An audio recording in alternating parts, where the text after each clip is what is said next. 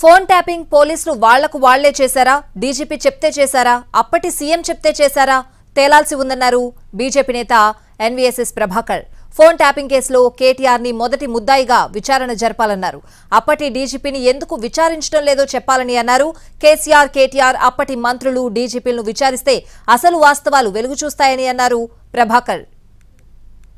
అప్పటి డీజీపీకి ఏమి తెలియకుండా జరిగిందా? అసలు డీజీపీని ఈ సందర్భం ఈ విషయంలో ఇప్పుడు విచారించడానికి ఎందుకు నోటీస్ ఇవ్వటం లేదని చెప్పని నేను ప్రశ్నిస్తా ఉన్నా.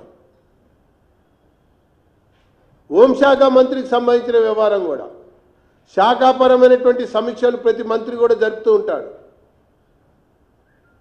ఆ పరంగా అప్పటి హోంమంత్రిని కూడా విచారించవలసినటువంటి బాధ్యత ఈ యొక్క విచారణ అధికారులపైన ఉంది అని చెప్పని అభిప్రాయపడతా ఉన్నాం.